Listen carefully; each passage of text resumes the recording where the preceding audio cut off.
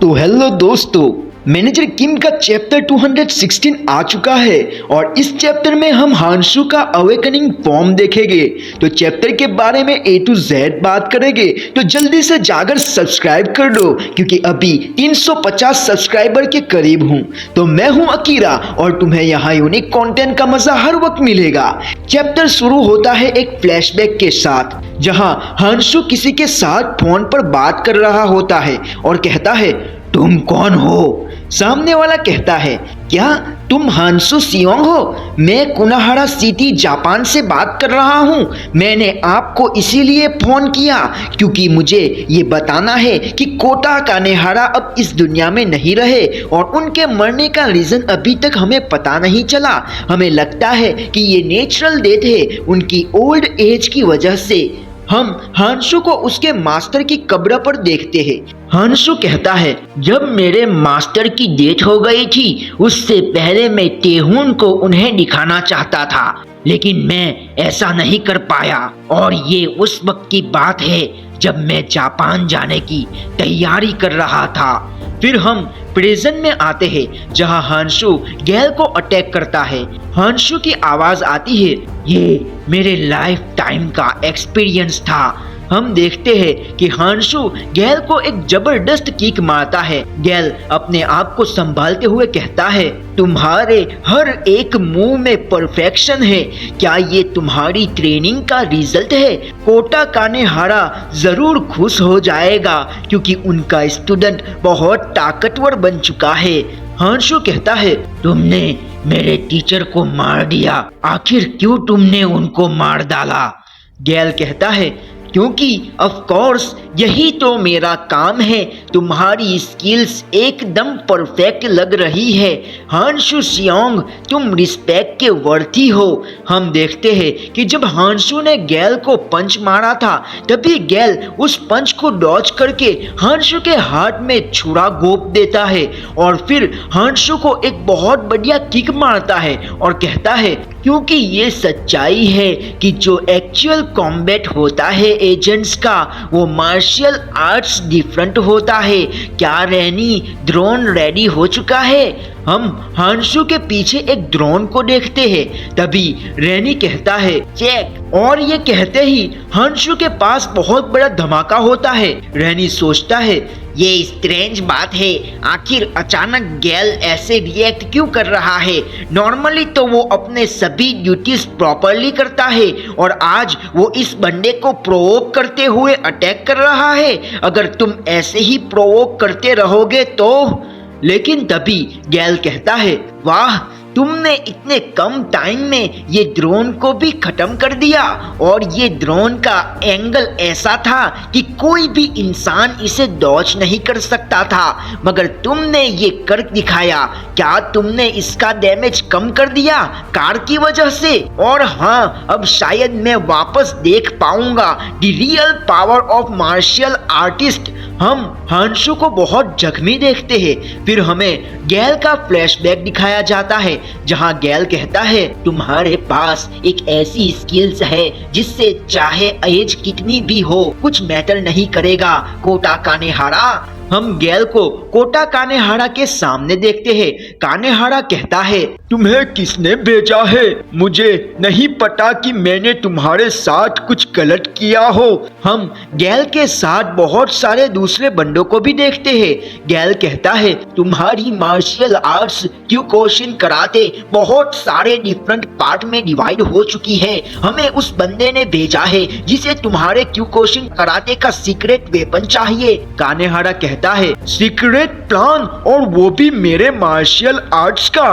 देखो, हमारा तो एक ही सीक्रेट प्लान है जो कि है हार्ड वर्क करना। गैल कहता है, वेल, अब बहुत देर हो चुकी है क्योंकि तुम्हारे स्टूडेंट की परफॉर्मेंस ऑलरेडी बहुत बढ़िया है। एक परफेक्ट मार्शल आर्टिस्ट जिसने ऑलरेडी पिनेकल अचीव कर लिया है मार्शल आर्ट्स का, और थोड़े ही वक्त में उस दूसरे मार्शल आर्ट्स के पिनेकल को भी अचीव कर लिया है।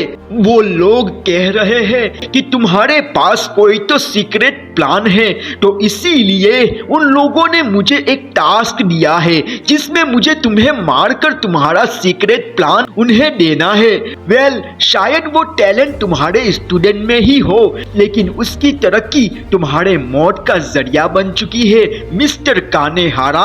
कानेहारा कहता है, तो आखिर ये मसला है, उन लोगों को मेरे स्टूडेंट से जेलसी फील हो रही है।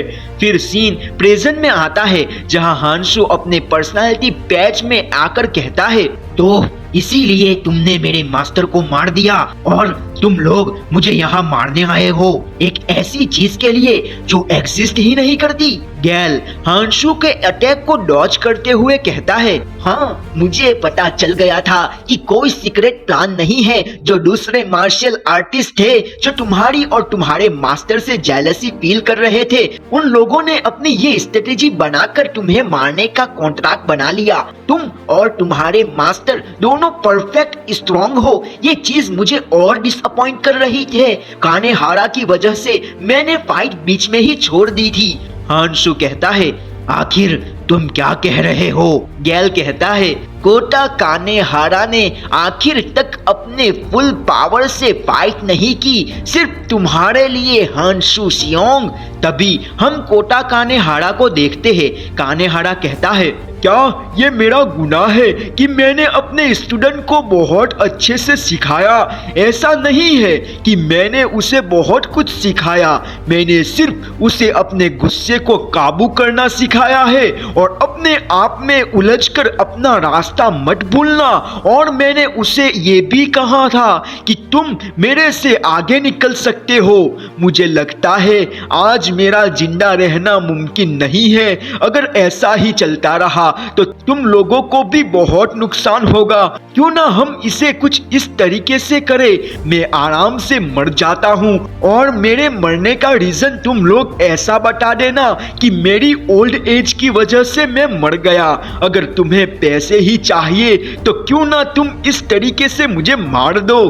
गैल कहता है, आखिर क्यों तुम ऐसा करना चाहते हो? कानेहारा कहता है, भले ही अभी तक वो अपने फुल पावर पर नहीं पहुंचा, लेकिन मैं अपने आप ही मरना चाहता हूँ। मैं आपको एक बात क्लियर कर दूं, यहाँ पर कानेहारा हांशु की बात कर रहा है। कानेहारा की बैकग्राउंड में से आवाज आती है और एक तरफ गैल और हांशु की फाइट कंटिन्यू होती है।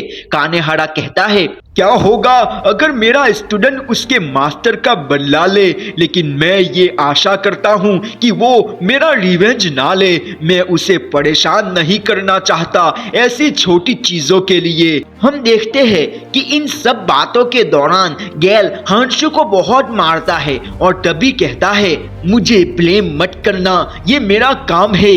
एक्चुअली मुझे ये सब तुम्हें आखिर में बताना चाहिए था।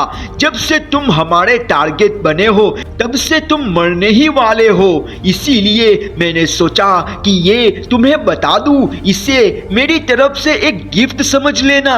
ओए रैनी, वो खत्म हो गया है। तभी हम रैनी को देखते हैं जो अपने ड्रोन से हांशु पर वापस अटैक करता है। तभी हांशु के पास जाकर वो ड्रोन फट जाता है।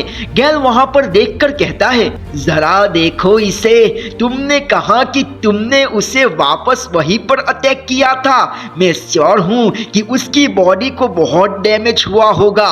तभी हांशु बहुत गुस्से में कहता है, क्या यही रीजन है जिससे मेरे मास्टर दुनिया से रुखसत हो गए? मुझे समझ में आ गया कि ये तुम्हारा जॉब है, तो तुम भी अब आगे कुछ भी हो जाए कुछ गलत मत समझना। अब आगे मैं जो भी करूंगा वो एज एक स्टूडेंट की ड्यूटी की तरह करूंगा। हमें बताया जाता है अब हांशु की अवेकनिंग होने वाली है। दोस्तों सोचो, ये बंदा इस एज में भी अवेकनिंग कर रहा है। तभी गैल किसी को फोन पर कहता है, हाँ मैं बोल रहा हूँ, लगता है अभी और वक्त लगेगा। तुम्हारी सिचुएशन वहाँ पर कैसी है? हम वही बाइक वाले बंदे को देखते हैं। हमें उसका नाम ड्रीजल बताया जाता है। ड्रीजल कहता है, एक बड़े धमाके के साथ इन लोगों ने एंट्री की है, मगर इन लोगों में और भी पोटेंशियल है। हम वहाँ चांगसो और टेयांग को फाइटिंग पोजीशन में देखते हैं। ड्रीजल कहता है, ये कुछ ऐसा सेंस नहीं बनाता। आखिर मैं कोई कॉम्बिनेंट नहीं हूँ? क्या ये स्किल्स को ली जियोग्डो कहते हैं? हम देखते हैं कि ड्रिजल ने चोंगसू और टैयांग दोनों को सीक्यूसी से अटैक किया हुआ है। टैयांग कहता है, ये बंदा हम दोनों पर भारी पड़ रहा है, मेरे 3 गिनने के साथ मैं उस पर हमला करूंगा, तुम यहाँ से भाग जाना चोंगसू। चोंगसू कहता है, मैं यहाँ से नहीं भागूंगा, भले ही मैं मर जाऊं, हम दोनों साथ में मरेंगे आखिर तक। टैयांग कहता है, ऐसी बेतुकी बात मत करो और यहाँ से भाग जाओ। 1 2 3। हम टैयांग के 3 गिनते ही एक नए कैरेक्टर को देखते हैं जो काफी सुंदर कन्या होती है। वो सुंदर कन्या कहती है, टैयांग क्या आप लोगों की कॉम्बैट पावर में कुछ ज्यादा ही डिफरेंस नहीं है? अगर तुम्हारे पास मेन वेपन है जो पार्क जिनचियोल और मैंने सीखा था तो तुम ऐसे ओपोनेंट के सामने भी स्ट्रगल नहीं करोगे। वो सुंदर सी कन्या ड्रिजल पर मुक्को और किक की बरसात कर देती है और फिर उसे अपने चाकू से अटैक करती है और उसकी उंगलियां काट डालती है और कहती है, जियोंग टैयांग तुम्हारा प्रीटी और चबी फेस है, मैं तुम्हें खा जाऊंगी, मेरी तुम पर नजर रहेगी, तुमने उसके फेस को टच करने की जरूरत की, मुझे लगता है कि अब तुम्हें रेडी होना चाहिए। हमें इस सुंदर सी कन्या का नाम बताया जाता है जो कि होता है वैलेंटाइन। फिर सीन अल्बर्ट और हिकारू पर जाता है जहां हिकारू होश में आ जाती है और कहती है, क्या तुम्हारा दिमाग ठिकाने पर है? और तुम?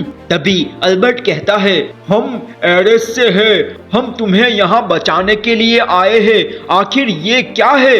तभी मैनेजर किम कहते हैं, क्या हुआ तुम्हारी रिकवरी और मॉरल एजुकेशन का? हम मैनेजर किम के पीछे 2 मार खाए हुए बंदे को देखते हैं। फिर सीन वैलेंटाइन पर जाता है जहां वो कहती है, ये ऐसा लग रहा है कि मैंने अभी तक तुम्हारी अच्छे से पिटाई नहीं की क्योंकि तुमने हमारे एरेस को टच किया है और जो भी लोग हमें नुकसान पहुंचाना चाहते हैं हम उसे खत्म कर देते हैं। ये कॉमन सेंस है, राइट? तुम समझ गए मैं क्या कहना चाहती हूँ। तभी सीन उन बंदों पर जाता है जिसे मैनेजर किम ने कुत्तों की तरह धोया था। उनमें से एक कहता है, हेलो, मेरा जन्म एक नए पर्सन की तरह हुआ है। दूसरा कहता है, हेलो, मैं तुम्हें सब कुछ बता दूंगा जो मैं जानता हूँ, हम सिर्फ कमजोर नहीं है किरोदा हिकारू। मैनेजर किम बोलते हैं, चलो मैं अब तुम्हें कुछ पूछना चाहता हूँ, क्या मैं अब मैदान में उतर सकता हूँ? अब हमारे फाइट बैक करने का वक्त आ चुका है। और दोस्तों यहाँ पर ही ये चैप्टर खत्म होता है। अगर हो सके तो प्लीज सब्सक्राइब कर देना क्योंकि इस चैनल की रीच बहुत कम हो चुकी है। और माफ करना, ये चैप्टर बहुत लेट आया है, थोड़ा वक्त लगा। मिलते हैं अगली वीडियो में, तब तक के लिए take care and keep rocking.